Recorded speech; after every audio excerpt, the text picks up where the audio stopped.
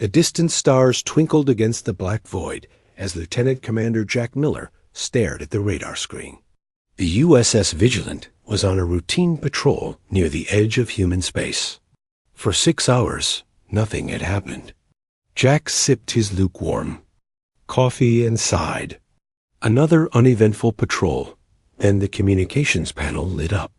"Sir, I'm picking up a signal," said Officer Ryan Lewis, his fingers moving quickly across the controls. "It's not one of ours." Jack put down his coffee and moved to the communications station. "Not from any of our colonies?" "No, sir. It's coming from outside mapped space, and it's not using any Earth protocols." Jack leaned closer to the screen. "Is it a natural phenomenon?" Ryan shook his head. "The pattern is too regular. And look at this." He pulled up a visual representation of the signal on the main screen. "These are mathematical sequences. Prime numbers, Fibonacci sequence, universal, constants." Jack's heart beat faster. "Someone is trying to communicate." "Yes, sir. And based on the intensity and repetition, I think it's a distress call." Jack straightened up. This was no longer a routine patrol. "Record everything. I'm contacting Command." Within hours, the signal had been sent to Earth Space Defense Headquarters. Teams of scientists and language experts worked to decode the message while military leaders debated what to do. Admiral Susan Wright, commander of Earth's 7th Fleet, called an emergency meeting. The main conference room at headquarters filled with high-ranking officers and specialists. "Dr. Cooper, tell us what you found," Admiral Wright said. Dr. Alan Cooper, the lead xenolinguistics specialist, stood up. He was a tall man with tired eyes who had not slept since the signal arrived. "The message is definitely artificial and intelligent in origin," he said. "It uses universal mathematical principles that any advanced civilization would recognize. We've managed to decode the basic content." He tapped his tablet, and a holographic display appeared above the table. "The message comes from a species calling themselves the Neuralans. Their home planet is under attack by another race they call the Krivax. The Neuralans claim the Krivax destroy worlds and use them for resources. They're asking for help from anyone who can hear them." The room was silent for a moment. "Could this be a trap?" asked Captain George Wilson. "Lure us into unknown space and ambush our ships?" "Possible," Dr. Cooper admitted, "but unlikely. The mathematical complexity of the message suggests a highly advanced civilization. If they wanted to attack us, they wouldn't need such an elaborate ruse." Admiral Wright tapped her fingers on the table. "Location?" "About 3 light days beyond the Arcturus outpost," said Commander Lisa Davis, pointing to a star map. "Outside our territory, but reachable within 48 hours at maximum speed." "Weapons status of the 7th Fleet?" Wright asked. "Fully armed and ready," replied Commander Davis. "The Intrepid, Relentless, and Defender can lead the response." Wright looked around the room. "I need opinions. Do we respond to this call?" Captain Wilson frowned. "Our policy has always been careful first contact, not rushing into unknown conflicts." "But they're asking for help," said Dr. Cooper. "If we ignore them, what does that say about humanity?" "It could be the beginning of a valuable alliance," added Commander Davis. "Or a chance to make a powerful enemy if we refuse." Admiral Wright stood up. She was not a tall woman, but her presence filled the room. Her decision would change the course of human history. "Earth has always stood for certain principles," she said. "We protect the innocent. We stand against bullies. We help those in need. I won't abandon those values just because the ones asking for help aren't human." She turned to Commander Davis. "Prepare the 7th Fleet for departure." "Full combat readiness." "Yes, Admiral." "Dr. Cooper, continue working on the message. I want to know everything possible about these Neuralans and Krivax before we arrive." "Of course, Admiral." As the meeting ended, Jack Miller was called in. He stood at attention in front of Admiral Wright. "Lieutenant Commander, good work detecting that signal," she said. "Thank you, Admiral. I'm transferring you to the USS Intrepid. You found this signal. You should be part of the response team." Jack nodded, trying to hide his surprise. The Intrepid was the flagship of the 7th Fleet. "I'm honored, Admiral. Pack your things. We leave in 6 hours." The next day, Earth's orbital shipyards buzzed with activity. 30 warships prepared. For departure, supply ships moved between them, loading weapons and provisions. Crew members said goodbye to families, not knowing when they would return. The 3 massive dreadnoughts, Intrepid, Relentless, and Defender, formed the core of the fleet. Each was nearly a mile long, bristling with weapon systems and protected by the strongest shields humans had ever built. Jack Miller stood on the observation deck of the Intrepid, watching smaller ships take position around the dreadnoughts. "Impressive sight, isn't it?" a voice said behind him. Jack turned to see Captain Frank Martinez, commander of the Intrepid. "Yes, sir," Jack replied. "I've never seen the fleet assembled like this." "Neither have I," said Martinez, "not outside of training exercises." He looked at the ships.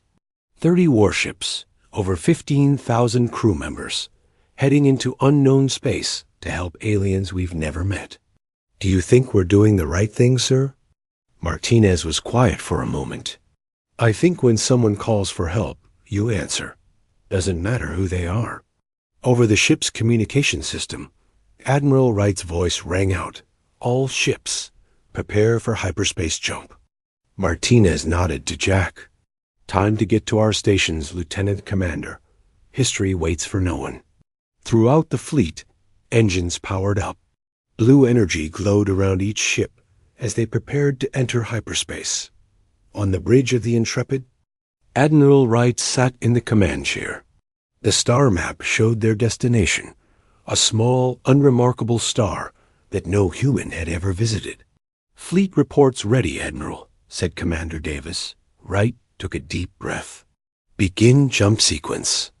One by one, the ships of Earth's 7th Fleet vanished into hyperspace, leaving Earth behind.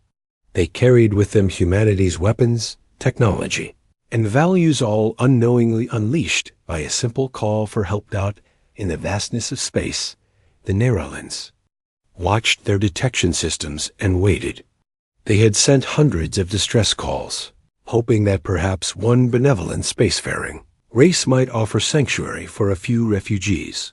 They had no idea they were about to meet the most dangerous species in the galaxy. The 30 ships of Earth's 7th Fleet emerged from hyperspace in perfect formation.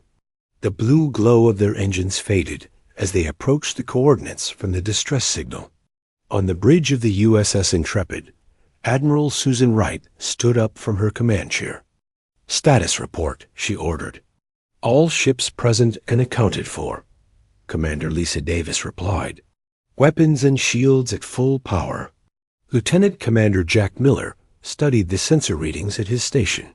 "Scanning the system now, Admiral." The main screen showed a beautiful blue-green planet orbited by 3 moons. Around the planet, dark shapes moved in attack formation. Black ships with jagged edges, each one larger than Earth's biggest dreadnoughts.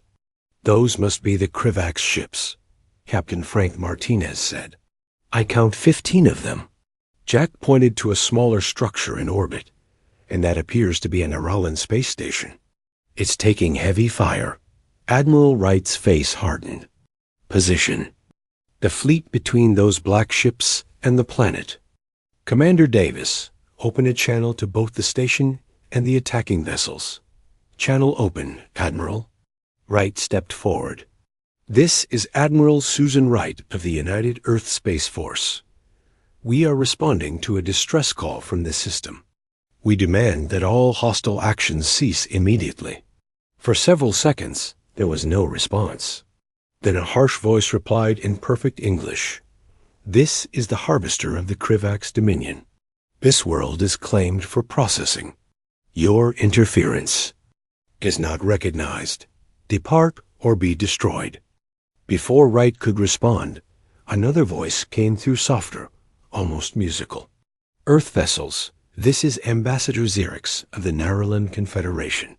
Thank you for answering our call. Please, we need immediate assistance. Wright nodded to Commander. Davis, prepare a shuttle. Captain Martinez, you have the bridge. I'm going to meet this ambassador in person. Captain Lavra Bennett was chosen to lead the first contact team. Her shuttle left the Intrepid and headed toward the Narration space station. Jack Miller sat beside her, along with Dr. Alan Cooper and 4 security officers. Remember, Captain, Bennett said, we represent all of humanity now. First impressions matter. The shuttle docked with the station. When the doors opened, the humans got their first look at an alien species. Ambassador Xerix stood waiting for them. He was tall and slender with blue-green skin that seemed to shimmer with its own light. His eyes were large and completely black, and he had 4 long fingers on each hand. Welcome, humans, Xerix said, his voice translated by a device at his throat. We are grateful for your arrival, though we ... He stopped, looking past them. At the shuttle. Is this your only vessel? Captain Bennett smiled. This is just our transport shuttle. Our fleet is holding position outside. Ambassador Xerix led them through the station to a large window. From there, they could see Earth's fleet spread out in defensive formation. The 30 human warships looked powerful and deadly against the blackness of space. Xerix's black eyes widened. So many ships? We ... We only expected perhaps 1 or 2 vessels. We had no idea humans possessed such military might. Dr. Cooper stepped forward. We received your distress call and came prepared to help. Can you tell us more about the situation? The ambassador gestured to several other Naralans who had gathered nearby. They were all tall like him, with the same shimmering skin, though. In different colors, some blue, some green, some with purple tints. The Krivax arrived in our system 20 days ago, Xerix explained. They have already taken 3 of our outer colonies. They strip planets of resources and leave nothing behind. We are a peaceful species. We have only a small defense force. Then, why did they attack you? Jack asked. A female Naralan stepped forward. I am Chief Scientist Mira. The Krivax serve the Galactic Hegemony, a coalition of powerful species. Hundreds of years ago, the hegemony judged our civilization and found us ... lacking. They designated our worlds as resource planets. Captain. Bennett frowned. And what does that mean? It means we have no rights, Xerix said simply. When resources are needed, they take them, our people included. Jack looked out at the Krivax ships. And you sent distress calls, hoping someone would. Help? We sent hundreds of signals in all directions, Mira said. We hoped perhaps some kind race might offer sanctuary for a few of our children. We never expected ... She gestured at the human fleet. Admiral Wright's voice came through Captain Bennett's. Communicator. Captain, the Krivax are moving into attack formation. Return to the Intrepid immediately. We need to go, Bennett told the Naralans. Ambassador Xerix, would you join us? Admiral Wright would like to speak with you directly. Xerix looked at his fellow Naralans, then nodded. I will come. Back on the Intrepid, Xerix stood in awe on the bridge.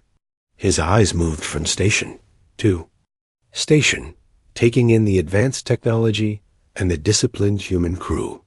Your ships are built for war, he said quietly. Admiral Wright didn't deny it. Humanity has a long history of conflict. We learned to protect ourselves. The Krivax are hailing us again, Commander Davis reported. On screen, Wright ordered. The main screen showed a Krivax for the first time. The alien was massive, with gray skin covered in what looked like black armor. Its face had no nose, just breathing slits and 6 small eyes arranged in a circle. "This is your final warning," the Krivak said. "The Neuralan worlds belong to the hegemony. Leave now or face destruction." Ambassador Xerix stepped back, clearly afraid. But Admiral Wright stepped forward. "We stand with the Neuralans," she said. "Any attack on them will be considered an attack on Earth." The Krivak's commander made a sound that might have been laughter. "You have made your choice." The transmission ended. "They're powering weapons," Jack reported from his station. Wright turned to Captain Martinez. "Battle stations. All ships defensive formation delta. Protect the planet at all costs." Throughout the fleet, alarms sounded. Crew members ran to their positions. Weapon systems came online. Shield generators hummed with power. Ambassador Xerix watched in amazement. "You're really going to fight for us? You don't even know us." "Admiral." Wright looked at him. "You asked for help. On Earth, that means something." The first Krivak's energy beams flashed across space, striking the shields of the USS Defender. The massive dreadnought shuddered but held firm. "Return fire," Wright ordered. "All ships engage targets." Earth's war fleet moved into action, unleashing a barrage of energy weapons and missiles. The battle for the Neuralan homeworld had begun. From his position on the Neuralan space station, Chief Scientist Mira watched the human ships engage the dreaded Krivak's fleet. "What have we done?" she whispered. "We sent a simple call for help. Her assistant looked at the battle unfolding before them, and we accidentally unleashed the most powerful military force this sector has ever seen." Space lit up with explosions as the battle raged around the Neuralan homeworld. The Krivak ships fired powerful energy beams that strained the shields of the human vessels. 3 Earth ships already showed damage, their hulls glowing red where enemy weapons had struck. On the bridge of the USS Intrepid, Admiral Wright watched the tactical display with growing concern. "A USS Valiant is taking heavy fire," Commander Davis reported. "Captain Rodriguez reports shield strength down to 40%. "Tell Rodriguez to fall back and regroup with the Defender," Wright ordered. "How are the Krivak ships holding?" "Up," Lieutenant Commander Jack Miller studied his readings. "Their shields are stronger than ours, Admiral. Our weapons are causing damage, but not quickly enough."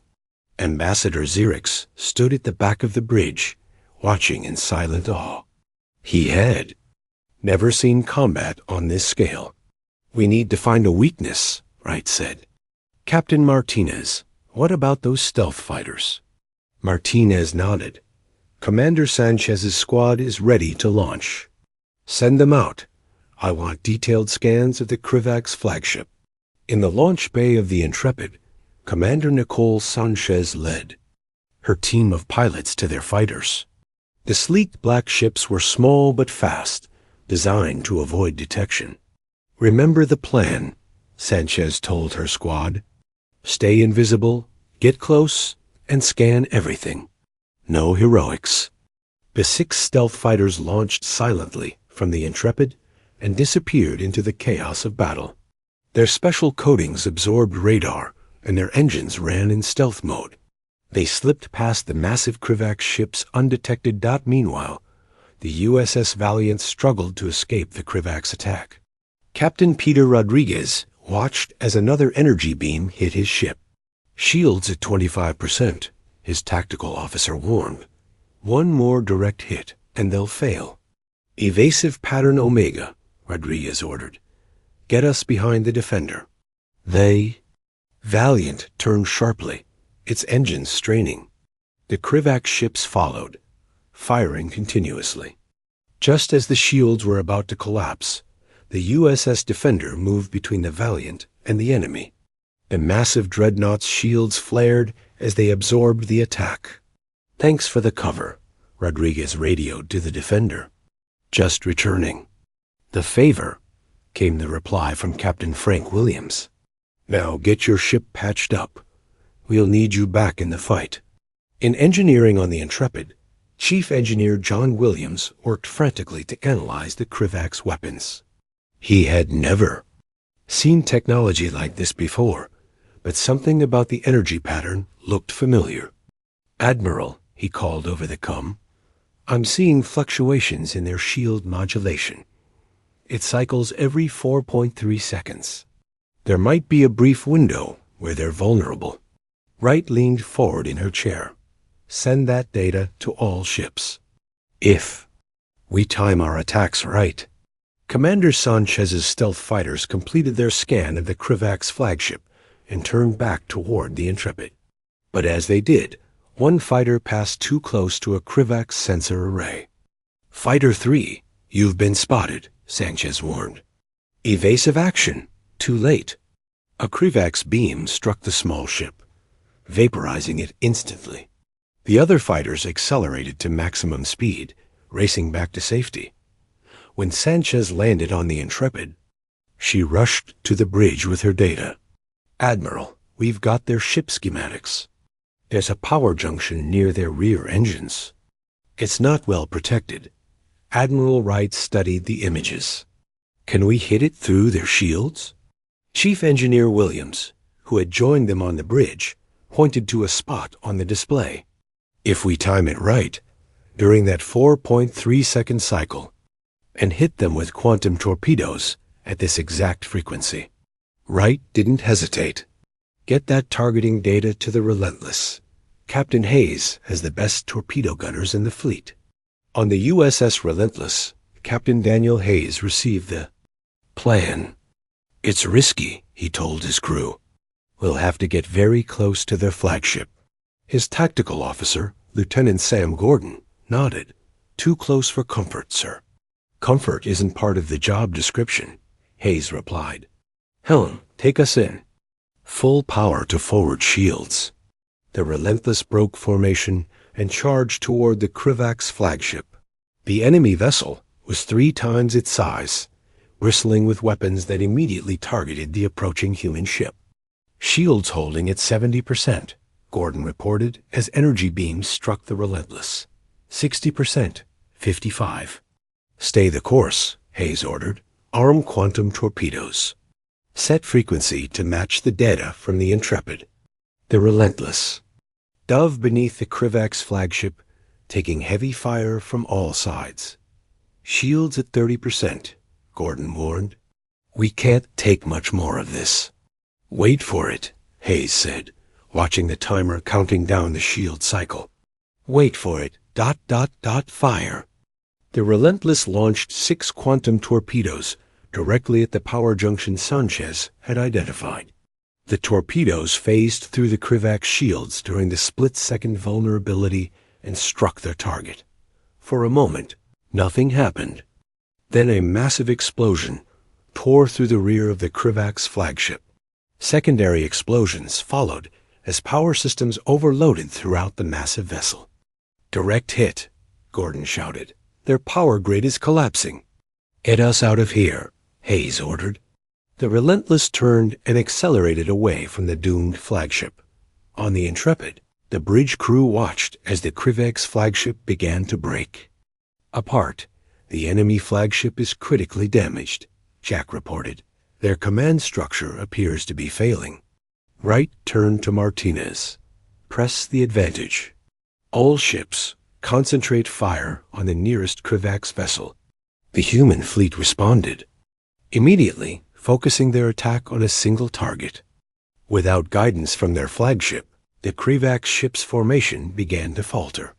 From the Naralan space station, Chief Scientist Mira and her people watched in amazement as the dreaded Krivak's fleet began to retreat. 3 of their ships had been destroyed, and several others showed heavy damage. "It's impossible," one Naralan whispered. "No one defeats the Krivaks." "The humans fight differently," Mira said. "They adapt. They find weaknesses." On the Intrepid, Ambassador Xerix approached. "Admiral Wright, you've done it. You've actually driven them back." Wright shook her head. This battle is over, but the war has just begun.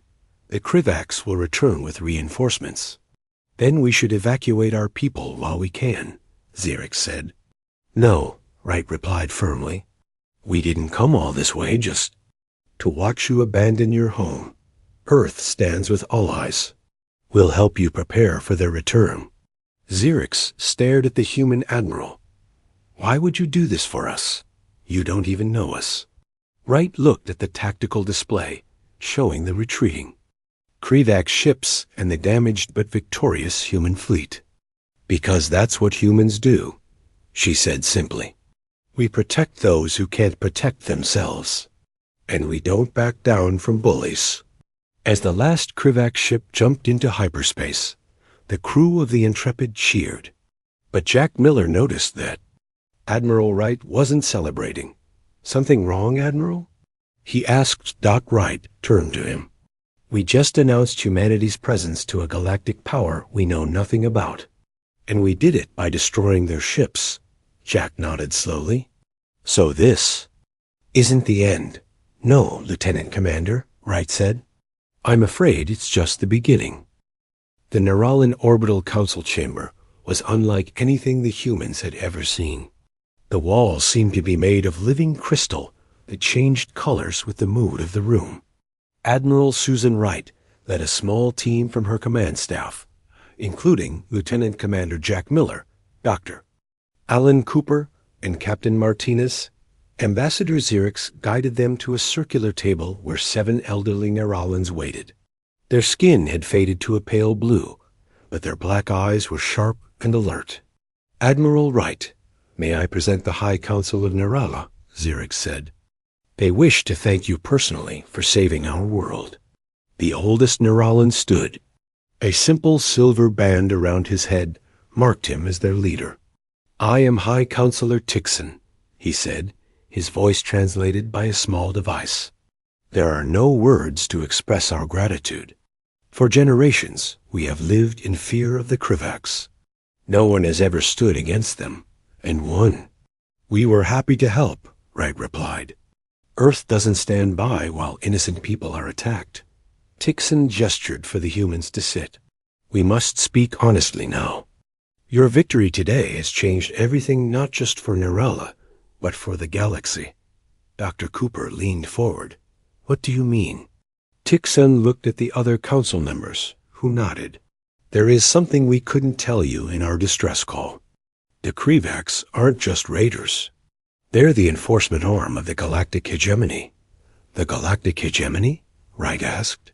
A coalition of 50 spacefaring species that controls most of the galaxy. Tixon explained. They've been the dominant power for over 10,000 years. Jack frowned. And they just let the Krivaks destroy planets? The hegemony has strict rules about which species can join, said a female counselor. They test new civilizations when they reach a certain level of development. Those who pass their assessment become members with rights and protection.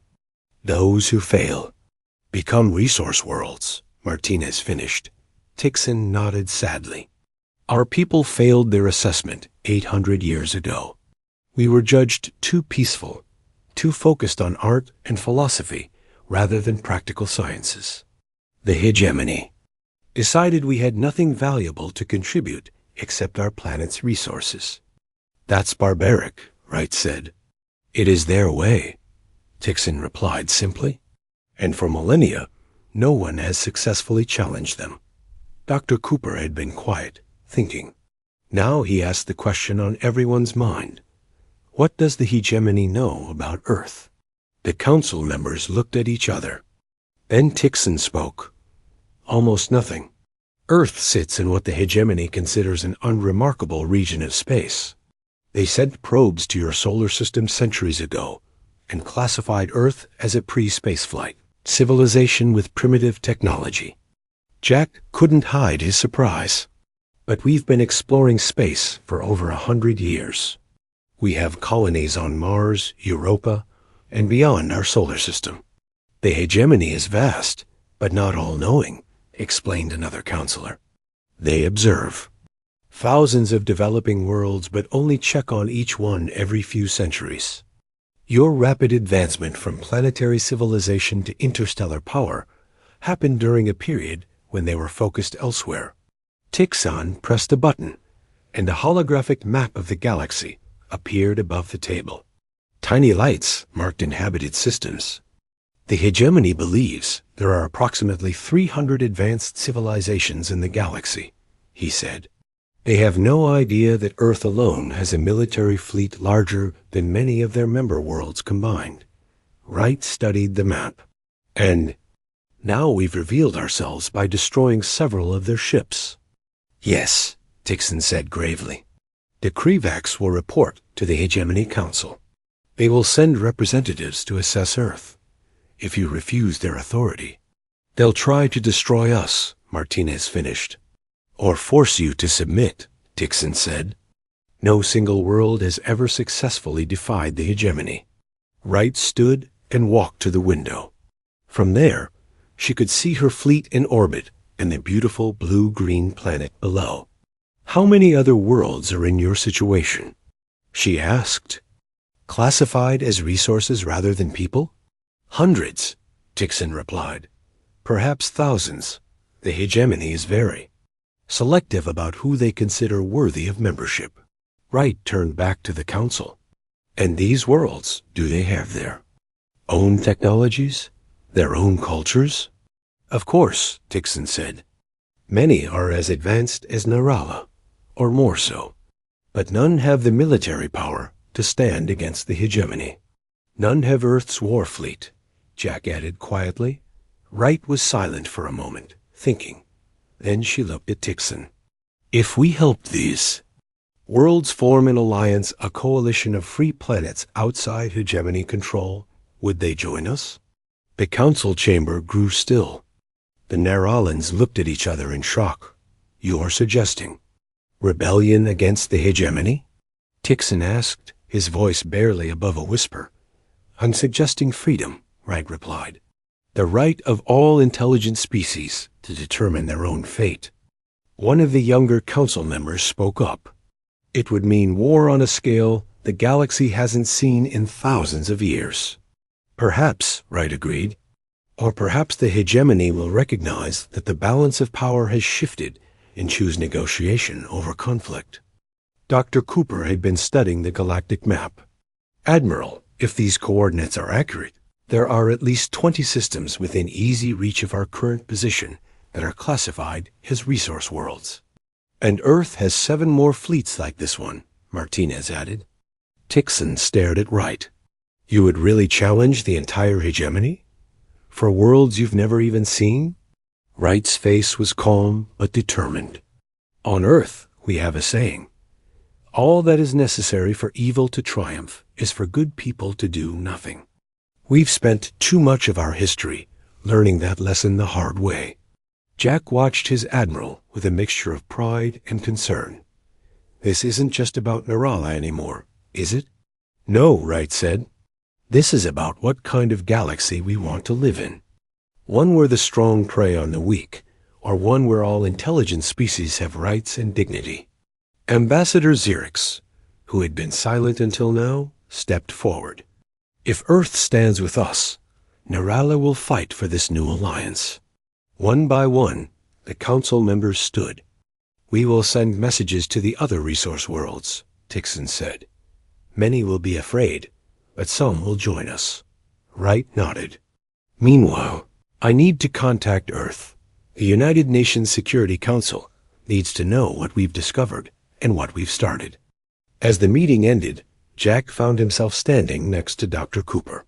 When we answered that distress call, did you ever imagine it would lead to this? Jack asked. Cooper shook his head. A galactic revolution? No, but maybe this is why humanity developed the way we did, why we built powerful ships and weapons, even as we explored space. What do you mean? Cooper looked out at the stars. Maybe we were meant to be the protectors, the ones who answer when someone calls for help. On the Naralan homeworld below, people were celebrating their first victory against the Krivaks in 800 years. They didn't yet understand that their simple distress call had changed the course of galactic history. It had awakened humanity to the wider galaxy. And the galaxy was about to learn what that meant. The United Nations Security Council chamber in New York was packed. Representatives from every nation on Earth had gathered for this emergency session. Holographic screens showed the battle with the Krivax ships and the meeting with the Narration. Council. Admiral Susan Wright stood at the center of the room, finishing her report. Behind her, Ambassador Xerix waited nervously. It was the first time a Narration had visited Earth. The galactic hegemony will respond to our intervention, Wright concluded. They'll either attempt to force us to submit, or they'll try to destroy. U.S. Neither option is acceptable. President William Clark of the United States rose from his seat. He was a tall man with gray hair and a serious face. For centuries, humanity feared first contact would reveal that we are alone or insignificant. In the cosmos, he said. Instead, we've discovered a galaxy where advanced civilizations prey upon the weak, where cries for help go unanswered. The Russian president nodded. This hegemony sounds like bullies with fancy ships. We've dealt with bullies before. The Chinese. Premier spoke next. We must consider all options.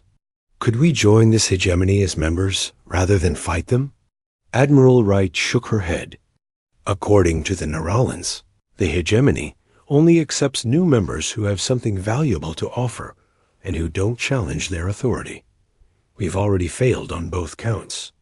Besides, added the Indian Prime Minister, would we really want to join a system that treats other intelligent species as resources to be harvested? Ambassador Xerix stepped forward when President Clark invited him to speak. I want to thank Earth for what you've already done, the Narration said. You saved my world when no one else would help.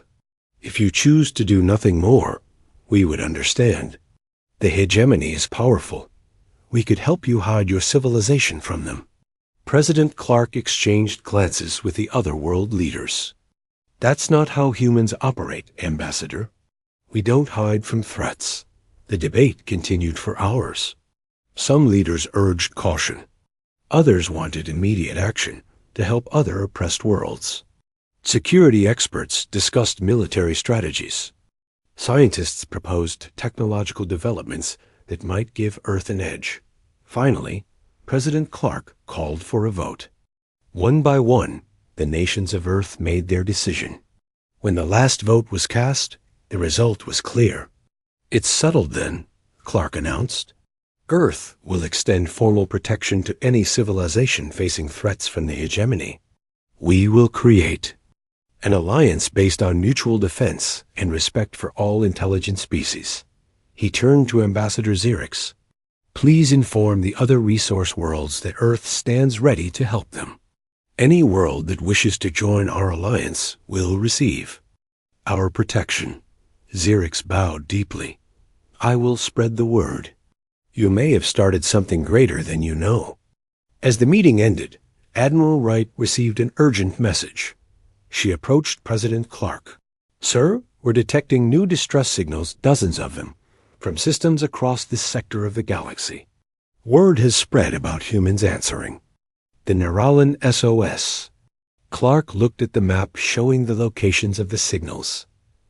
All these worlds are asking for our help? Yes, sir. And our intelligence suggests the hegemony is already mobilizing a response fleet. The president didn't hesitate. Deploy the other fleets.